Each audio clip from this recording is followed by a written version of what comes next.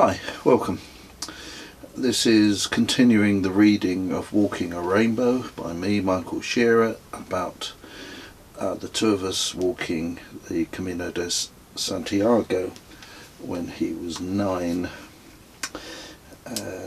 We're up to chapter 24, which is called After Hell. On down the way, a railway line sloped up to the trail from the north.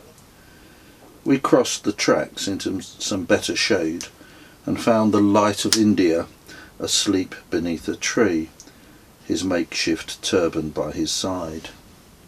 We let him lie. Shade was rare around here though, and too good to miss, so we stopped for a break and brewed up some tea just next to him, talking in whispers. We were munching some doughnuts which tasted of aniseed when he eventually awoke. He nodded greeting and produced some plums to eat. "The people give me," he explained. "Do you have a job back in France?" I asked. He smiled. "I do no work, only the spiritual work, you know." The juice of the plum ran down his chin. "But I have the thought, you know," he continued, "of doing the carpenter." "A carpenter? Why a carpenter?" "Well, my third master, she say I am good with the hands. The carpenter is a good work, you know." "So I believe. At least history is on your side." "I do not live by the history. I live in the moment. I live the spiritual life. But I have not the religion, you know. I have the happiness only." He was beginning to irritate me. "Do you carry water?" "Yes." "Are you thirsty?" "No." "Then you don't live in the moment. You plan ahead." He looked on me with pity. I did not understand the spiritual truth. I sipped my tea. Why did he annoy me so much, this harmless twit? He made a great show of gazing round the landscape, living in the moment. He was like a caricature of my own aspirations. Didn't I aspire to become wiser? I too wanted to make spiritual progress. Is this how I appeared? An absurd, pretentious fool? I resolved to be more circumspect in future. We often dislike people who present ourself in an exaggerated and simplified form. I suppose the experience is a sort of gift, a hint not to go that far. We packed up our gear and moved off, leaving him to his fruit. "I hope he's washed those plums," I remarked. "Why?" "Well, Spanish fruit doesn't usually get washed before it reaches the shops. It still has insecticide all over it. If he hasn't washed them, living in the spiritual life, doing the spiritual work, he'll get the spiritual diarrhea." The next village, Reliegos, had a bar. Inside was a collection of stuffed animals and birds, dusty and moth-eaten, and a poster of an all-female football team. Through the village streets a group of kids spied at us from doorways, disappearing into back alleys, reappearing further down, chattering excitedly. Eventually a little girl plucked up the courage to ask me if I was Papa Noel. I said I was. Then they insisted that I take their photo, and two of the girls wrote their names, Jessica and Beatrice, shakily in my notebook, so that I wouldn't forget them at Christmas time. They assured me they were very good little girls. Just beyond the village we were plagued by tiny black midges. We walked slowly down the straight path past fields of stunted, drooping sunflowers towards a small town with a backdrop of distant mountains. With relief, we entered the town of Mansilla, and so out of hell. we had crossed the Meseta. It was market day in Mansilla, with a plague of traffic like ground-based midges. It felt unfamiliar and bizarre. Market stalls had people buzzing round them buying cheese, garlic, bacalao, that's dried and salted cod, and fruit. We took a break in a busy bar for some coffee and croissant. The doctor who had treated Kez in El Burgo came in, greeted us warmly, and gave him the medical once-over on the spot. She pronounced him weakened, but well. In the garden was a mural of golden tulips breaking through a road. The hard way yields the flowers up from the dark. Parked by the straight road out of town was an open-top sports car in British racing green, British number plates also. I strolled a little faster towards it. A middle-aged man with a jowled face sat in the driving seat, his wife beside him. Pastel peach-coloured two-piece suit, single string of pearls, very Sussex. They sat side by side and miles apart, looking blankly ahead like test dummies awaiting a crash. A Harrods bag, staid olive green with gold letters, reclined on the back seat like a badge of respectability. My countrymen, my kin. I spoke to them with some eagerness. They seemed tired and fed up, although they had visited Santiago and Leon and were en route for Burgos.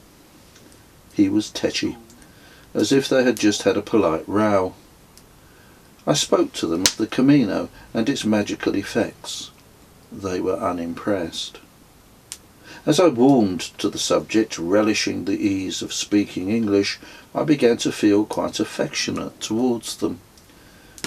Leaning over the driver to address the wife through the urban noise around us, my arm, draped over the back of the driver's seat, naturally slid down onto her husband's shoulders. As I was talking to her, I became aware of the shoulders beneath my arm stiffening in resentment. Oh dear. I had forgotten the insular English "do not touch." I glanced down at him to see that his stiff upper lip had spread like a poison all over his face. I raised my arm warily, as if extracting it from a snake pit. We said our goodbyes, and all his social training could not mask his plain sense that the proprieties of good manners had been inexcusably breached. He needed to convey to me my vulgarity. He drove away hastily from this embarrassing brush with the uncouth. I watched the car merge with the traffic. Not, perhaps, my kin after all. They toured Spain and saw it through the plate glass of their nationality, safe and untouchable and profoundly bored. They were embalmed in their culture like fossilized grubs in amber. Doubtless, at this very moment, he was expressing his distaste. 6 kilometres of dreary road next, although the world nonetheless grew greener. We left the road near a petrol station. On a road you walk on the surface, on an insulating skin. After the 3rd step off a road, everything changes. Earth underfoot makes the world softer. There is a palpable depth. We climbed a dusty hill. On the edge of Acahueja stood Claudio, talking to a young woman by a massive stinking tip of domestic rubbish. He was laughing. "What's funny?" I asked. "I said there was a lot of rubbish." She said, "Yes, we are very filthy here." "Well, that's surprising. That's the best lavadero I've seen." Nearby was a public open-air laundry the size of a double garage. A communal building for washing clothes.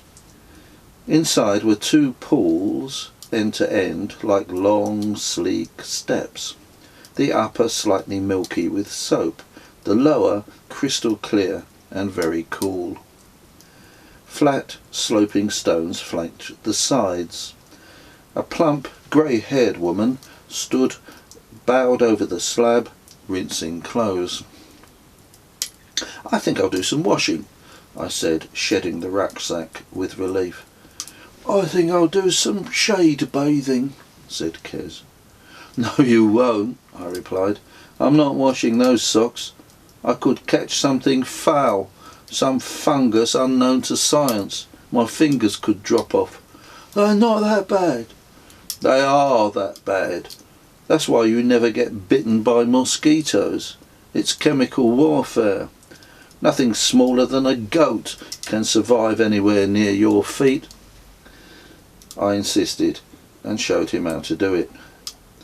By the time he'd done 2 pairs of socks, I'd washed everything else and laid them in the sun to dry. His socks didn't look any cleaner, but at least they bent a bit.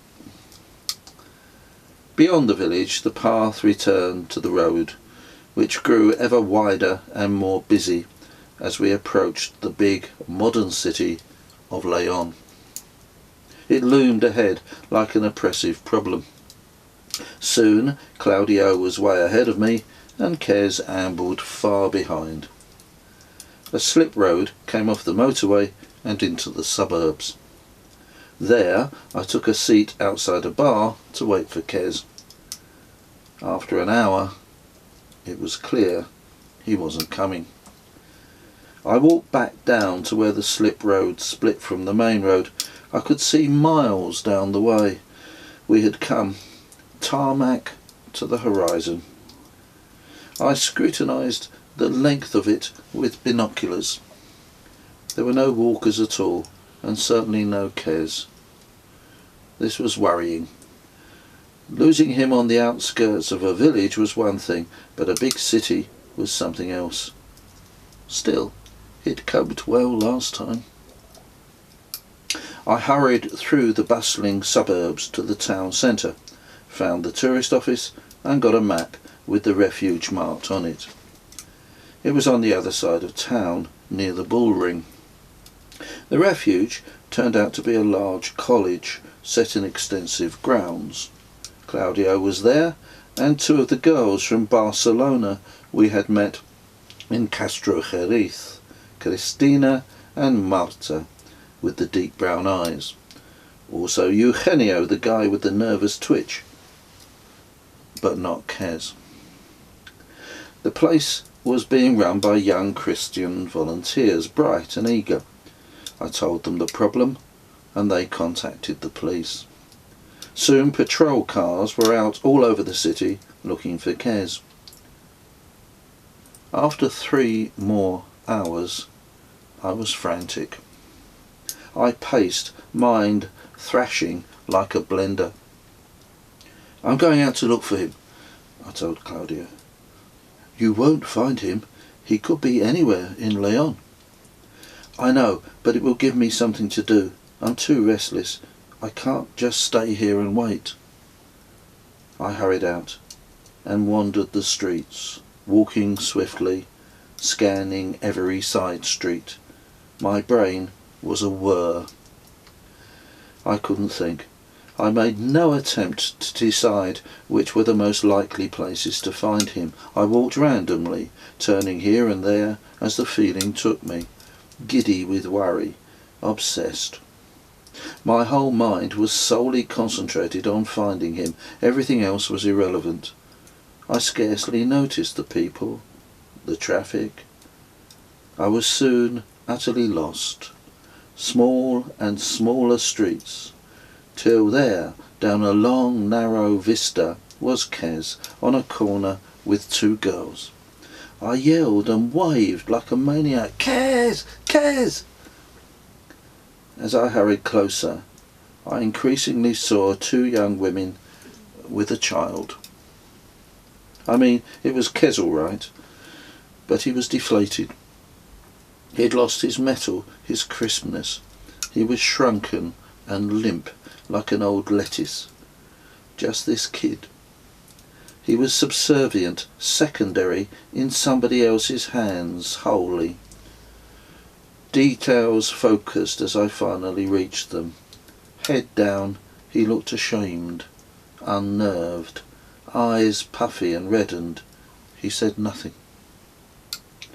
I gushed with thanks to the girls and they left. Kez and I began to walk back. He remained silent. I glanced frequently sideways at him. He looked pathetic. I felt deeply uneasy. Then a painful truth broke in me like falling through rotten floorboards. I had never seen him as a child. I'd always treated him as an adult, spoken to him as such, even from before he could talk. It wasn't true that I didn't want Kez on this trip. It had never been true. I needed him, always had. Something in me wanted a pal. Something in Kez had responded to that. Part of his eagerness to be here was to supply what he felt I wanted. I didn't let him drink and smoke out of some laudable desire to avoid hypocrisy. It made him appear more adult, more of a companion. I'd always treated him as an adult to train him up to be the friend I needed. And that was why he was so precocious and apparently mature. It had 9 years of constant reinforcement by my attention and approval. Back at the college, which took some time to find, Claudio greeted Kez warmly and hugged him. Kez grimaced at first, then smiled awkwardly. Christina and Marta made a fuss of him. Eugenio twitched like a car's indicator. I left him in these good hands and took a shower. Hot water, the luxury of it, and I couldn't remember the last time. Afterwards, I suggested a celebratory meal out, and Kez brightened. Towards the centre of town, we found a restaurant on a corner. Next door was a ladies' underwear shop. Half a shop really, long and narrow, like a rectilinear grotto. Right at the back sat, silent and immobile like some oriental idol, a short fat chap with a vacant face and sloping shoulders. He looked as if he had shovelled food in, trying to fill some inner emptiness, and remained hollow. He was soberly dressed in a cheap grey suit and a plain yellow tie. All around, and suspended above him, were festooned an array of knickers, hanging as in Mother Shipton's cave. We went into the empty restaurant next door and sat down. Cheerful red chintz tablecloths, small wicker baskets on the tables. The cook appeared in the kitchen doorway, a thin, dishevelled man with a thick, ill-cut black beard. He leered at us like some madman out of Dostoevsky. "I've something for you, special, very special for you." He turned, walked into the door jamb, reversed, tried again, and fell through the door into the kitchen. He was totally drunk. Kez grinned and relaxed a little. I took the opportunity to tell him my story about what had happened on the road into Leon. He told me his story. Instead of going on straight down the slip road into the town centre, he had kept to the bypass, curving around the city. Only when he realised that the road was leaving Leon behind did he become convinced of his mistake. Then he turned back and took the first turning into Leon. So he arrived in a different part of the town to me. Leon is big. It was unlikely that passing strangers would know where the Pilgrims' Refuge was, but he asked around anyway. They didn't know. He kept his head, wandered about a while in the forlorn hope of bumping into me, then headed for the nearest church. A service was about to begin. He went up to an old woman and tried to explain. She didn't understand, though it was obvious he was distressed. He burst into tears. After some debate, the congregation threw him out. The service had been delayed. They had to get on with worshipping God. Still disturbed, he stood on a street corner and wept. A small crowd gathered, concerned, but he was too upset to find a way to communicate. A delegation was dispatched to find 2 local girls known to speak English. When they arrived, they were kind and sympathetic and decided to take him to the police station. They were on their way when I spotted them. The chef de Leon reappeared with 2 plates. With impressive concentration, he negotiated the flat space to our table with startling and awkward speed, as if juggling with chainsaws. He crashed down the plates and beamed like an imbecile. He had a sort of brittle gaiety, as if he had got drunk in reaction to some appalling trauma, and the alcohol had fuzzed the pain, made him into a tatty and torn rag doll. His grin was desperate. His speciality, his gift to us, was prawns, in some sort of sauce, and not bad. We theatrically mimed excellence, and he scuttled off like some wounded puppet. He returned half an hour later to take our main order. "I'll have the lamb Salamanca," I said. He rattled off a great deal of Spanish in revolutionary fervour. I looked blankly at him. "It is me," he said. I looked blankly at him. "It is of me," he said. "My own creation." Teeth appeared in his beard. "What are you having, Kes?" "Chips," said Kes with resolution, "and lemon ice cream." I translated for Raskolnikov. Teeth disappeared into the beard. He lurched back to the galley. When my lamb appeared, it turned out to be breast of lamb swimming in a sea of grease. I don't know about Salamanca, it was more like Bert's calf slough. "How's your chips, Kes?" He was dipping them in the ice cream. "Great, really good." "That's nice." I ate half of my drowning lamb and retired hurt. Outside, we passed once more the shop of the Knicker Man. It was late. In Spain, the shops stay open very late. Nevertheless, all the other shops nearby were shut, but not the Knicker Man. He hadn't moved, delicately held in a skimpy trap like a fat fly in a web. "Sandy, really," said Kes laconically. "Just in case someone realises, late, that they've forgotten their underwear. Out they can come for a quick knicker." "You're right, it's a public service." The Knicker Man of Leon looked despairingly melancholy, as if the knickers were a constant, distressing reminder of past conquests. No new trophies would ever be added now. He stared sadly, blank-eyed, into a fading memory.